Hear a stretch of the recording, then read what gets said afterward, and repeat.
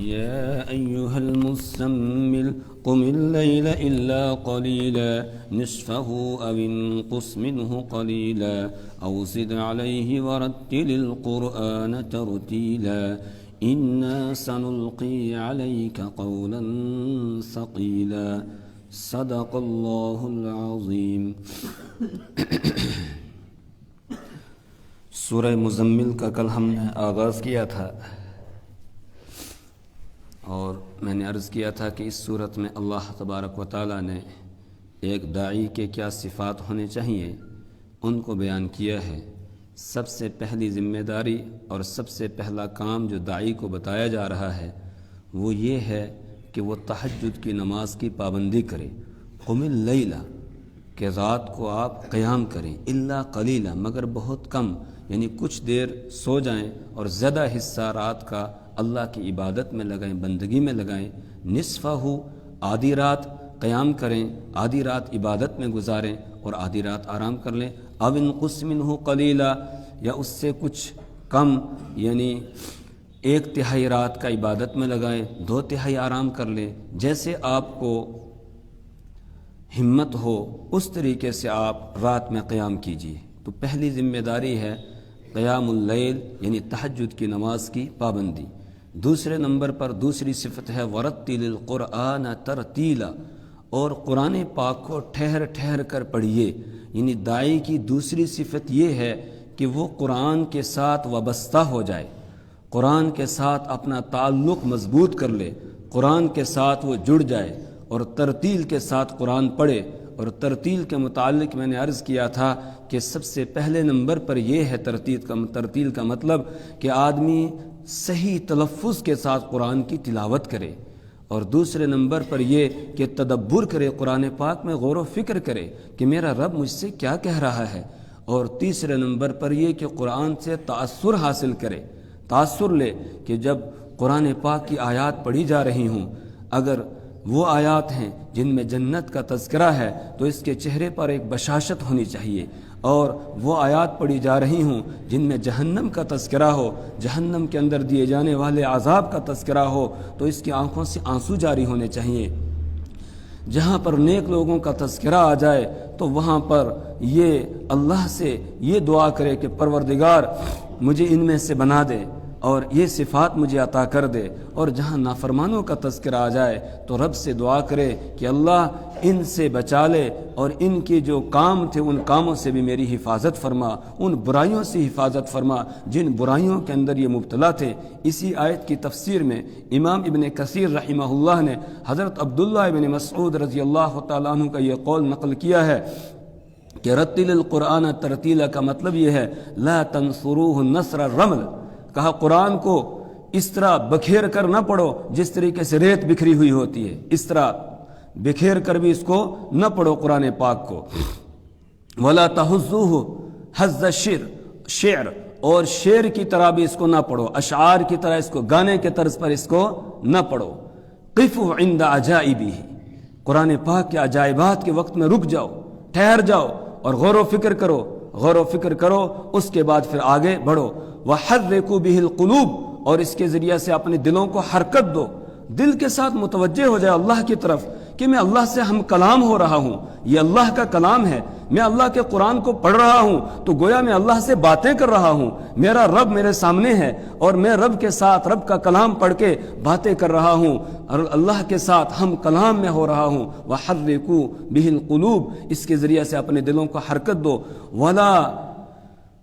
ولا ہم احدکم آخر السورہ، اور ولا یکن ہم احدکم آخر السورہ، اور یہ نہ سوچو کہ کب آخر سورت تک پہنچوں گا، یعنی جلدی جلدی پڑھتے ہوئے نکل جاؤ، ایسا نہیں کرنا چاہیے. جیسے عام طور سے رمضان میں تراویح کے اندر پڑھتے ہیں حفاظ، بہت تیز پڑھتے ہیں، اور کچھ لوگ جو تیز پڑھنے والے کہتے ہیں بہت اچھا حافظ ہے، بڑا پھٹ پڑھتا ہے، پتہ ہی نہیں پڑھتا کیا ہے وہ، یہ پتہ ہی نہیں ہے. نہیں، قرآن پاک کو ٹھہر ٹھہر کر پڑھنا چاہیے، سوچ سمجھ کر پڑھنا چاہیے. کم سے کم اتنا پتہ تو چلے کہ میں کیا پڑھ رہا ہوں. اگر اتنا پتہ بھی نہیں چل رہا ہے کہ میں کیا پڑھ رہا ہوں تو پھر نماز ہی نہیں ہوگی. لا تقربوا الصلاة وانتم سکارى حتى تعلموا ما تقولون. یا ایھا الذین آمنوا لا تقربوا الصلاة، اے ایمان والو نماز کے قریب نہ آؤ وانتم سکارى، نشے کی حالت میں، اس کے بعد ہے حتی تعلموا ما تقولون، یہاں تک کہ تمہیں پتہ چلے تمہیں کیا کہہ رہے ہو۔ یہاں مفسرین یہ کہتے ہیں کہ نماز کو سوچ سمجھ کے پڑھا جائے، وہی نماز آدمی کے کھاتے میں لکھی جاتی ہے، نامہ اعمال میں لکھی جاتی ہے۔ اور جو نماز ویسے پڑھ لی جیسے آج کل اللہ حفاظت فرمائے ہماری نماز ہے، اللہ اکبر کیا تو بس جیسے پنکھے کا یا بلب کا سوئچ آن کر دیا، اس کے بعد پھر السلام علیکم کیا تو اب سوئچ آف کر دیا، بیچ میں کیا ہوا کچھ پتہ نہیں ہے، خیالات ادھر ادھر کے گھومتے رہے، وہ نماز ہی نہیں ہے۔ تو حتی تعلموا ما تقولون، یہاں تک کہ تم جان لو کہ تم کیا کہہ رہے ہو، تو سوچ سمجھ کر نماز پڑھی جائے۔ اسی طرح قرآن پاک کی تلاوت بھی سوچ سمجھ کر ہو۔ اور ترتیل میں سے ہے کہ خوش الحانی کے ساتھ اچھی اور عمدہ آواز بنا کر قرآن پاک کو پڑھنا، یہ بھی ترتیل کا ایک حصہ ہے۔ اسی طریقے سے ٹھہر ٹھہر کر پڑھنا، یہ ترتیل کا ایک حصہ، تدبر کرنا ترتیل کا ایک حصہ، قرآن پاک سے تاثر حاصل کرنا یہ بھی ترتیل کا ایک حصہ ہے۔ تو دوسری صفت اور دوسری ذمہ داری داعی کی جو بیان کی گئی ہے وہ یہ ہے کہ قرآن کے ساتھ وابستہ ہو جائے، وہ قرآن کو نہ چھوڑے، قرآن کے ساتھ جڑ جائے، قرآن کو اپنا اٹھنا بیٹھنا اوڑھنا بچھونا جو ہے وہ بنا لے، ہر وقت قرآن کے ساتھ وہ لگا رہے، قرآن کی تلاوت بھی کرے، قرآن کو سمجھے بھی، اور پھر لوگوں تک بھی قرآن ہی کو پہنچائے، قرآن کو بیان کرے لوگوں کے سامنے۔ وَرَتِّلِ الْقُرْآنَ تَرْتِيلًا، اور قرآن پاک کو آپ ترتیل کے ساتھ پڑھیے، ٹھہر ٹھہر کر پڑھیے۔ اِنَّا سَنُلْقِي عَلَيْكَ قَوْلًا ثَقِيلًا، یہ تہجد کی نماز پڑھنے کے لیے کیوں حکم دیا جا رہا ہے؟ اِنَّا سَنُلْقِي عَلَيْكَ قَوْلًا ثَقِيلًا، بے شک ہم آپ پر ایک بہت بھاری ذمہ داری ڈالنے والے ہیں۔ اِنَّا بے شک ہم، سَنُلْقِي ان قریب ڈالیں گے، عَلَيْكَ آپ پر، قَوْلًا ثَقِيلًا ایک بھاری بات، ایک بھاری بات ہم آپ پر اتارنے والے ہیں، آپ پر ڈالنے والے ہیں۔ یہ بھاری بات کیا ہے؟ یہ توحید کا پیغام ہے، یہ لوگوں تک پہنچانا ہے، اور لوگوں کو توحید سے چڑ ہے، ان کو توحید سے ضد ہے، وہ توحید کی بات سننا پسند نہیں کرتے ہیں، لیکن اس کے باوجود آپ نے ان کے سامنے توحید کو بیان کرنا ہے، اللہ کی وحدانیت کو ان کے سامنے واضح کرنا ہے، اور بتوں کے بارے میں بتانا ہے کہ یہ کچھ بھی نہیں کرتے ہیں، یہ کچھ بھی نہیں کر سکتے ہیں، یہ تو بے جان ہے، ان کو تو یہ بھی پتہ نہیں ہے کہ تم ان کے سامنے سجدہ کر رہے ہو، تم کیا کر رہے ہو، ان کو کچھ بھی پتہ نہیں ہے، غیر اللہ کو کچھ پتہ نہیں ہے، اس لیے غیر اللہ سے ہٹانا ہے اور اللہ کے ساتھ لوگوں کو جوڑنا ہے۔ یہ بھاری ذمہ داری آپ کے اوپر ڈالی جانی ہے، اس کے لیے اپنے آپ کو تیار کیجئے۔ کس کے ذریعے سے؟ تہجد کی نماز کے ذریعے سے، کہ تہجد کی پابندی کیجئے، پھر اس ذمہ داری کو اٹھانا آپ کے لیے آسان ہو جائے گا۔ دوسرا ترجمہ قولاً ثقیلا کا کیا گیا ہے کہ آپ پر ہم قرآن پاک کو اتارنے والے ہیں، اور قرآن پاک بڑی بھاری کتاب ہے۔ کتنی وزنی کتاب ہے؟ لو انزلنا هذا القرآن على جبل لرأيته خاشعا متصدعا من خشية الله، اگر ہم اس قرآن کو پہاڑوں پر اتارتے، لو انزلنا هذا القرآن على جبل لرأيته خاشعا متصدعا من خشية الله، تو دیکھتا پہاڑ کو جھکتے ہوئے اور پھٹتے ہوئے، وہ اللہ کے ڈر اور خوف کی وجہ سے پھٹ جاتا، ریزہ ریزہ ہو جاتا، پہاڑ اس کے بوجھ کو برداشت نہیں کر سکتا۔ اور جب رسول پاک صلی اللہ علیہ وسلم پر وحی اترتی تھی، آپ کے اوپر بہت بوجھ محسوس ہوتا تھا۔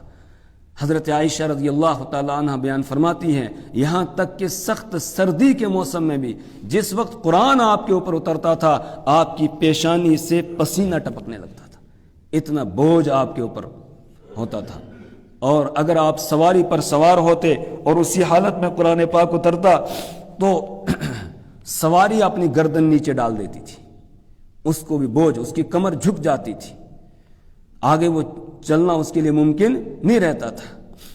اسی طریقے سے ایک صحابی بیان کرتے ہیں کہ رسول پاک صلی اللہ علیہ وسلم کا سر مبارک میری ران پر تھا، اسی حالت میں قرآن اترنے لگا تو ایسا لگ رہا تھا کہ میری ران ٹوٹ جائے گی، اس طریقے سے اتنا بوجھ پڑ رہا تھا۔ تو اللہ فرما رہے ہیں کہ تہجد کی نماز پڑھیے، اس کے ذریعہ سے آپ اپنے آپ کو یہ استعداد اور صلاحیت اپنے اندر پیدا کیجئے کہ آپ اتنی بڑی بھاری ذمہ داری کو اٹھا لیں گے اور قرآن کو آپ اٹھا لیں گے. انا سنلقی علیک قولا ثقیلا، بے شک ہم ڈالیں گے عنقریب ہم ڈالیں گے علیک آپ پر قولا ثقیلا، ایک بھاری بات، یعنی قرآن پاک اتارنے والے ہیں، توحید کا پیغام آپ پر، توحید کو پہنچانے کی ذمہ داری آپ کو دینے والے ہیں. اس لیے اپنے آپ کو آپ تیار کیجئے. ان ناشئۃ اللیل ہی اشد وطئا واقوم قیلا. آگے نماز تہجد کا فائدہ بیان کیا جا رہا ہے، اس کے فوائد کو بیان کیا جا رہا ہے. ان ناشئۃ اللیل، بے شک رات کا اٹھنا، ان ناشئۃ اللیل، بے شک رات کا اٹھنا، ہی اشد، وہ بہت زیادہ سخت ہے، وطئا، کچلنے کے اعتبار سے. رات کا اٹھنا یہ نفس کو کچلنے کے اعتبار سے بہت سخت ہے، بڑا مؤثر ہے، اس سے نفس کچلا جاتا ہے. رات کو اٹھنا کوئی معمولی کام نہیں ہے، بڑا مشکل کام ہے رات کو اٹھنا. نرم اور گرم بسترے کو چھوڑنا اور پھر اللہ کے سامنے کھڑے ہونا، یہ اٹھنا یہ نفس کو کچلنے والا ہے، نفس کو یہ کچل دیتا ہے. نفس کے اندر جو خواہشات ابھرتی ہیں ان خواہشات کو یہ توڑ کے رکھ دیتا ہے رات کا اٹھنا. اسی سے مفسرین کا ایک طبقہ یہ کہتا ہے اور علماء کرام کا ایک طبقہ یہ کہتا ہے کہ تہجد کی نماز وہ ہوتی ہے جو سو کر اٹھنے کے بعد پڑھی جائے، جو کچھ دیر سو جائے آدمی اور سو کر اٹھنے کے بعد پڑھی جائے. اس لیے کہ یہاں ہے ناشئۃ اللیل، رات کا اٹھنا، یعنی سو کر اٹھنا. یہ نفس کے لیے بڑا بھاری ہوتا ہے اور نفس کو کچلنے والا ہوتا ہے رات کا اٹھنا. لیکن حسن بصری رحمہ اللہ فرماتے ہیں نہیں، رات میں عشاء کے بعد جو بھی نماز پڑھی جائے گی بس وہ ناشئۃ اللیل کے اندر آ جائے گی. انہوں نے آسانی پیدا کر دی کہ اگر کوئی آدمی رات کے آخری پہر میں نہیں اٹھ سکتا ہے، کوشش کرتا ہے لیکن پھر بھی نہیں اٹھ پا رہا ہے، تو اسے چاہیے کہ سونے سے پہلے ہی وہ 2 4 6 جتنی ہو سکے اتنی رکعتیں وہ پڑھ لے تہجد کے نام سے اور سو جائے. تو وہ بھی اللہ کی ذات سے امید ہے کہ تہجد میں اس کو شمار کر لیا جائے گا. لیکن اصل نماز یہی ہے کہ سو کر آدمی اٹھے اور اٹھنے کے بعد پھر تہجد کی نماز ادا کرے، کہ وہ اپنے نرم اور گرم بستر کو چھوڑے اور اپنے رب کے سامنے کھڑا ہو جائے. اللہ تبارک و تعالیٰ نے اپنے بندوں کی قرآن پاک میں کئی مقامات پر یہ صفت بیان کی ہے کہ وہ بستروں سے الگ ہو جاتے ہیں. تتجافى جنوبهم عن المضاجع يدعون ربهم خوفا وطمعا، کہ اللہ کے بندے وہ ہیں تتجافى جنوبهم عن المضاجع، کہ ان کے پہلو جدا ہو جاتے ہیں ان کے بستروں سے. تتجافى جنوبهم عن المضاجع يدعون ربهم خوفا وطمعا، اور وہ اپنے رب کو پکارتے ہیں خوف اور امید کے ساتھ. اللہ کا ڈر بھی ہے اور اس کی رحمت کی امید بھی لگائے ہوئے ہیں، تو امید اور خوف کے ساتھ اپنے رب کو وہ پکارتے ہیں. کہیں بتایا کانوا قلیلا من اللیل ما یہجعون، کہ ان کے پہلو ان کے بستروں کے ساتھ بہت کم لگتے ہیں. وبالاسحار هم یستغفرون، اور سحری کا جب وقت ہوتا ہے تو وہ اپنے رب سے معافی مانگنے لگتے ہیں، مغفرت طلب کرتے ہیں اس سے. کہیں بتایا کہ الذین یبیتون لربہم سجدا وقیاما، رحمان کے بندے وہ ہیں، اللہ کے بندے وہ ہیں الذین یبیتون لربہم، جو رات گزارتے ہیں اپنے رب کے سامنے سجدا وقیاما، سجدہ کرتے ہوئے اور قیام کرتے ہوئے رات گزارتے ہیں. اور اللہ کے رسول صلی اللہ علیہ وسلم نے بیان فرمایا، حضرت ابو امامہ باہلی رضی اللہ تعالیٰ عنہ سے روایت ہے، ترمذی شریف میں امام ترمذی رحمہ اللہ نے اس روایت کو نقل کیا ہے. رسول پاک صلی اللہ علیہ وسلم نے اپنے جانثاروں کو، اپنی امت کے لوگوں کو مخاطب بنا کر فرمایا علیکم بقیام اللیل، تم پر رات کا قیام لازم ہے. علیکم بقیام اللیل، تم پر رات کا قیام لازم ہے، یعنی تہجد کی نماز پڑھو، اس کی پابندی کرو. فَإِنَّهُ دَأْبُ الصَّالِحِينَ قَبْلَكُمْ، اس لیے کہ یہ تم سے پہلے نیک لوگوں کی عادت ہے. تم سے پہلی جو امتیں گزری ہیں ان میں بھی لوگ تھے نیک لوگ، وہ تہجد کی نماز کی پابندی کیا کرتے تھے. قُرْبَةٌ إِلَىٰ رَبِّكُمْ، یہ نماز تمہیں تمہارے رب کے قریب کر دے گی، تمہارے رب کے قریب کرنے والی ہیں. وَمُكَفِّرَةٌ لِلسَّيِّئَاتِ، اور تمہارے گناہوں کو مٹانے والی ہے، گناہ کے اثر کو بھی مٹا دیتی ہے. ایک آدمی گناہوں سے توبہ کر لیتا ہے، گناہ سے تائب ہو جاتا ہے، لیکن گناہ کا اثر پھر بھی باقی رہ جاتا ہے. اس اثر کو مٹانے والی چیز کیا ہے؟ تہجد کی نماز ہے. کہ جو آدمی تہجد کی پابندی کر لیتا ہے گناہ کا اثر بھی جاتا رہتا ہے، اور جب گناہ کا اثر چلا جاتا ہے پھر آدمی کو گناہ کی طرف جی لگ جاتا ہی نہیں، اس کا دھیان گناہ کی طرف نہیں جاتا ہے۔ جس آدمی کا بار بار جی چاہتا ہو گناہ کی طرف، وہ توبہ کر لی اس نے گناہ سے، پھر بھی جی چاہتا ہے گناہ کرنے کو، تو بس اس پر لازم ہے وہ تہجد کی نماز کی پابندی کرے، گناہ کا اثر ختم ہو جائے گا، بس پھر گناہ کی طرف اس کا جی نہیں جائے کرے گا، گناہ کا خیال اس کو نہیں آئے گا، اس سے اللہ حفاظت فرمائے گا۔ تو مکفرۃ للسیئات، یہ گناہوں کو مٹانے والی، گناہ کے اثر کو ختم کرنے والی ہے، ومنہات عن الاسم، اور یہ گناہ سے روکنے والی ہے، گناہ سے روکنے والی۔ اور جو آدمی تہجد کی نماز کی پابندی کرتا ہے، آپ تجربہ کر کے دیکھ لیں، دن بھر وہ خوش رہتا ہے، ایک سکون سا اس کو رہتا ہے، دن بھر ایک چین سا اس کو حاصل ہوتا ہے۔ اور کیوں حاصل نہیں ہوگا؟ اللہ کے رسول صلی اللہ علیہ وسلم نے ارشاد فرمایا کہ جب تم میں سے کوئی شخص سوتا ہے، اذا نام احدکم، جب تم میں سے کوئی شخص سوتا ہے تو شیطان ابلیس اس کی گدی پر 3 گرہ لگا دیتا ہے، 3 گانٹھ لگا دیتا ہے، گرہ لگا دیتا ہے، 3 گانٹھ لگا دیتا ہے اس کی گدی پر، یہاں پر، اور ایک منتر پڑھتا ہے۔ کیا منتر پڑھتا ہے؟ علیک لیل طویل فرقد، علیک لیل طویل فرقد، ابھی رات بہت لمبی ہے، سو جا، ابھی رات بہت لمبی ہے، سو جا۔ یہ وہ پڑھتا ہے، پڑھ کے پھونک مارتا ہے اور ایک گرہ لگا دیتا ہے، پھر پڑھتا ہے، پھر پھونکتا ہے، ایک گرہ لگا دیتا ہے، پھر پڑھتا ہے، پھر پھونکتا ہے، ایک گرہ لگا دیتا ہے۔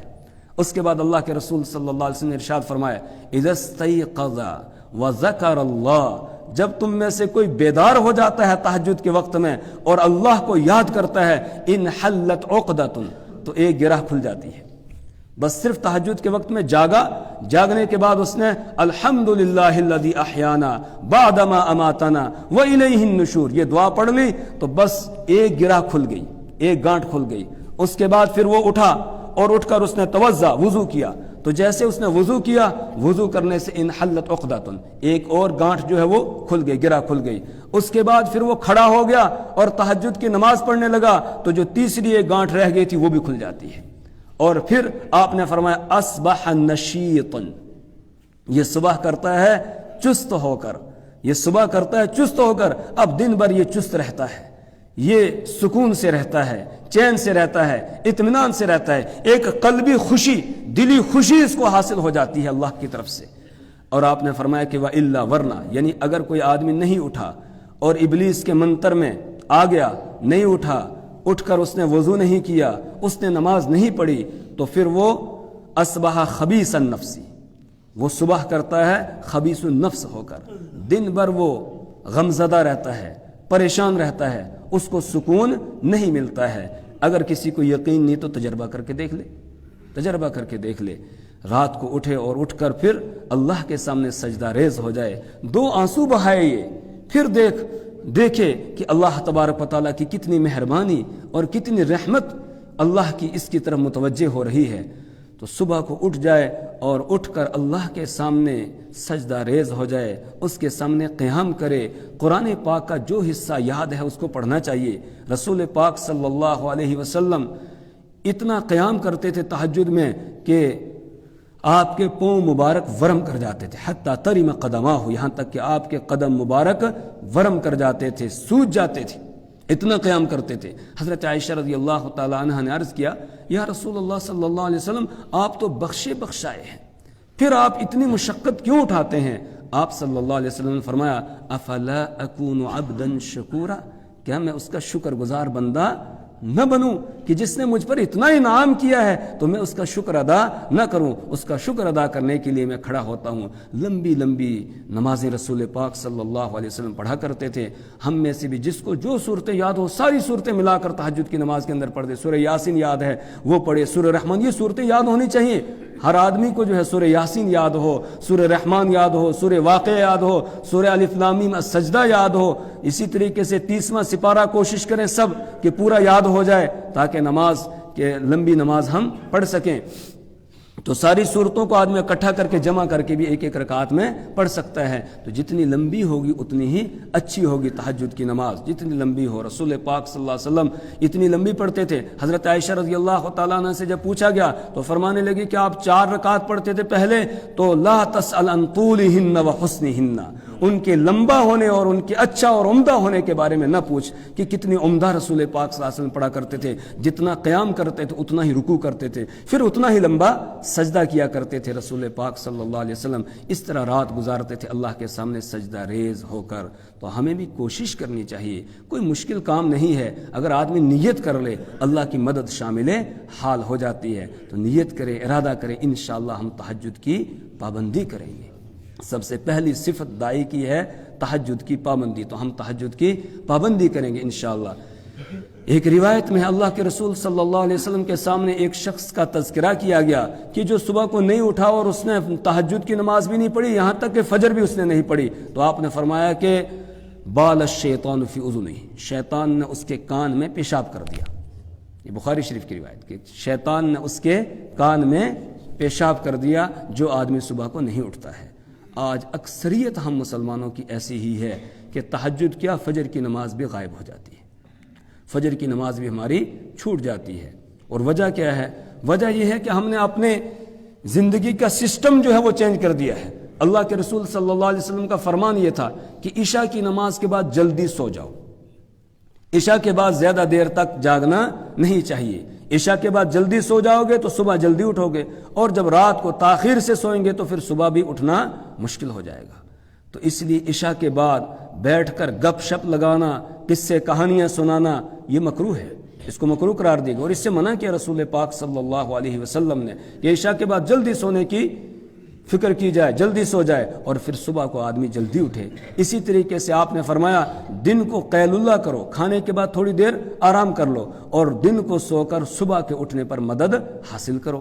تو دن کو سونے کا ہم پروگرام بنائیں، رات کو جلدی سونے کی فکر کریں، پھر انشاءاللہ صبح اٹھنے کی اللہ تبارک و تعالی ہمیں توفیق دے دے گا اور صبح اٹھنا ہمارے لیے آسان ہو جائے گا۔ تو سب سے بڑا فائدہ یہ بتایا کہ ان ناشئۃ اللیل ہی اشد وطئا، کہ تہجد کی نماز کا فائدہ یہ ہے رات کا اٹھنا ہی اشد وطئا، وہ نفس کو بہت زیادہ کچلنے والا ہے، اس سے نفس مارا جاتا ہے، نفسانی خواہشات آدمی کی ختم ہوتی ہے اور اللہ کا قرب اس کو حاصل ہو جاتا ہے، اللہ کا تعلق اس کو نصیب ہو جاتا ہے۔ دوسرے نمبر پر بتایا وَأَقْوَمُ قِيلًا، اور رات کا اٹھنا اقوم قیلا، یہ زیادہ درست ہے بات کے اعتبار سے۔ اس وقت جو بات زبان سے نکلتی ہے، آدمی جو قرآن کی تلاوت کرتا ہے تو وہ ایک دم دل کے اندر پیوست ہوتی چلی جاتی ہے وہ بات، اور قرآن کا وہ حصہ جو ہم زبان سے پڑھتے ہیں، کانوں سے سنتے ہیں، اور وہ دل کے اندر اترتا چلا جاتا ہے۔ اس لیے تہجد کی نماز میں تھوڑی سی آواز سے قرآن پڑھنا چاہیے۔ مناہل العرفان فی تفسیر القرآن فی اصول تفسیر القرآن ایک کتاب ہے، اس میں یہ لکھا ہوا ہے کہ صحابہ کرام رضوان اللہ تعالی علیہم اجمعین کہ گھروں کی حالت سحری کے وقت میں ایسی ہوتی تھی، اگر کوئی وہاں سے گزرتا تھا ہر گھر سے آواز آ رہی ہوتی تھی، ایسے جیسے شہد کی مکھیوں کے بن بناہٹ کی آواز ہوتی ہے، ایسے ان کے قرآن پڑھنے کی آواز آ رہی ہوتی تھی اس وقت میں۔ تہجد کی نماز کے اندر وہ قرآن پڑھا کرتے تھے۔ تو تھوڑی سی آواز کے ساتھ آدمی کو قرآن کی تلاوت کرنی چاہیے، قرآن پڑھنا چاہیے، زیادہ بلند آواز بھی نہیں اور زیادہ آہستہ بھی نہیں، بلکہ درمیانی آواز۔ رسول پاک صلی اللہ علیہ وسلم ایک مرتبہ تہجد کے وقت میں باہر نکلے معائنہ کرنے کے لیے کہ میرے صحابہ کیا کر رہے ہیں۔ آپ گزرے ایک جگہ سے، سیدنا ابو بکر صدیق رضی اللہ تعالیٰ عنہ تہجد کی نماز پڑھ رہے تھے اور آہستہ آہستہ قرآن کی تلاوت کر رہے تھے۔ آپ آگے نکلے تو دیکھا کہ سیدنا فاروق اعظم رضی اللہ تعالیٰ عنہ قرآن پاک کی تلاوت کر رہے ہیں، بہت زور سے کر رہے ہیں۔ صبح کو آپ نے دونوں کو بلایا، بلانے کے بعد سیدنا ابو بکر صدیق رضی اللہ تعالیٰ عنہ سے پوچھا کہ آپ آہستہ کیوں قرآن پڑھ رہے تھے؟ انہوں نے کہا یا رسول اللہ صلی اللہ علیہ وسلم، میں اللہ کو سنانا چاہتا تھا، تو جس کو میں سنانا چاہتا تو وہ آہستہ بھی سن لیتا ہے، اس لیے میں آہستہ پڑھ رہا تھا۔ فاروق اعظم رضی اللہ تعالیٰ عنہ سے دریافت کیا کہ آپ کیوں زور سے پڑھ رہے تھے؟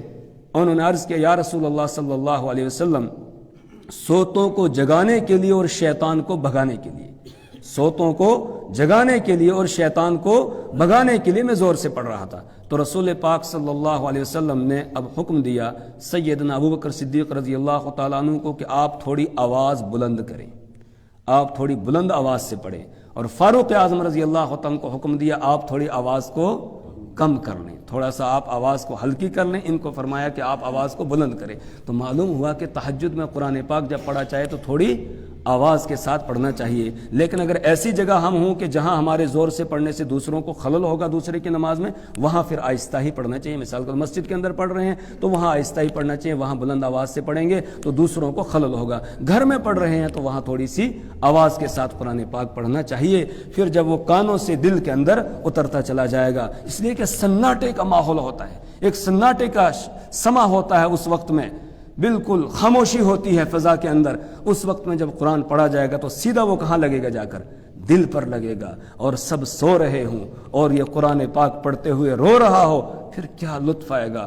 اللہ تبارک و تعالیٰ فرشتوں سے کہیں گے دیکھو جاؤ جاؤ جلدی جا کر میرے بندے کو پوچھو یہ کیوں رو رہا ہے، تو بس فرشتے آ کر کہیں گے اللہ یہ تجھ سے معافی چاہتا ہے، مغفرت مانگتا ہے، اس لیے یہ رو رہا ہے۔ اللہ تعالیٰ فرمائیں گے تم گواہ رہو کہ میں نے اس کو معاف کر دیا۔ اس وقت میں اللہ تبارک و تعالیٰ آسمانی دنیا پہ تجلی فرماتے ہیں اور اعلان کرتے ہیں حل من مستغفر، کیا کوئی مغفرت مانگنے والا ہے، معافی چاہنے والا ہے کہ میں اس کو معاف کر دوں؟ کیا کوئی اور مجھ سے کچھ مانگنے والا ہے کہ میں اس کو عطا کروں؟ اللہ کی طرف سے یہ اعلان ہو رہا ہوتا ہے۔ تو اس وقت اگر ہم کھڑے ہوں گے اللہ کے سامنے، سجدہ ریز ہو رہے ہوں گے، ہاتھ اٹھا کر اللہ سے مانگ رہے ہوں گے، تو پھر اللہ کی رحمت ہماری طرف متوجہ ہوگی۔ اور اگر اس وقت بھی ہم سوتے رہے، اللہ کی طرف سے اعلان ہو رہا ہے، اس کی رحمت بانٹی جا رہی ہے، اور ہم مست سوئے ہوئے ہیں، تو پھر ہم سے زیادہ بدقسمت کوئی ہوگا؟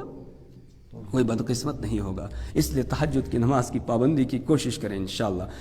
ان ناشئۃ اللیل ہی اشد وطئا واقوم قیلا، بے شک رات کا اٹھنا وہ نفس کو بہت زیادہ کچلنے والا ہے، واقوم قیلا، اور بات بہت زیادہ درست نکلتی ہے اس وقت میں۔ ان لک فی النہار سبحا طویلا، رات کو آپ اپنے رب کے سامنے کھڑے ہو جائیں اور اپنے رب کے ساتھ تعلق کو مضبوط کریں، اس لیے کہ دن میں آپ کو بہت زیادہ مشغولیت رہتی ہے۔ ان لک، بے شک آپ کے لیے ہے، فی النہار، دن میں، سبحا طویلا، بہت زیادہ مشغولیت۔ سبح اصل میں آتا ہے، اس کے معنی تیرنے کے آتے ہیں، اور تیرتا ہے جب آدمی تو مشقت میں ہوتا ہے کہ کہیں ڈوب نہ جاؤں۔ تو مطلب یہ ہے کہ دن میں آپ کو بہت مشقت کا کام ہے، مشغولیت کا کام ہے، لوگوں کو دعوت دینی ہے، ان تک اللہ کے پیغام کو پہنچانا ہے، اور اپنے گھر کا سسٹم بھی آپ کو چلانا ہے، یہ کام بھی آپ کو کرنا ہے۔ دن میں دعوت و تبلیغ ہے، تعلیم و تعلم ہے، اور اس کے ساتھ ساتھ گھر کے کام کو بھی دیکھنا ہے۔ تو رات کو آپ اپنے آپ کو فارغ کر لیں اللہ کے لیے۔ فَإِذَا فَرَغْتَ فَانْصَبْ، جب آپ دن کے کام سے فارغ ہو جائیں، فنصب، اب اپنے رب کے سامنے کھڑے ہو جائیں اور اپنے رب کے ساتھ اپنے تعلق کو مضبوط کریں۔ تو داعی کی سب سے پہلی صفت یہ ہے کہ وہ تہجد کی پابندی کرے، دوسری صفت یہ ہے کہ قرآن کے ساتھ اپنے رشتے کو مضبوط کرے، اپنے تعلق کو جوڑے۔ اللہ تبارک و تعالی یہ تمام صفات ہم سب کو عطا فرمائے۔ اللہ ہمیں تہجد کی نماز کی پابندی کرنے کی توفیق عطا فرمائے۔ اللہ زیادہ سے زیادہ اعمال صالحہ کرنے کے ہمیں توفیق عطا فرمائے، برے اعمال سے ہماری نسلوں کی حفاظت فرمائے۔ سبحان اللہ وبحمدہ، سبحانک اللہم وبحمدک، ونشہد ان لا الہ الا انت، ونستغفرک ونتوب الیک۔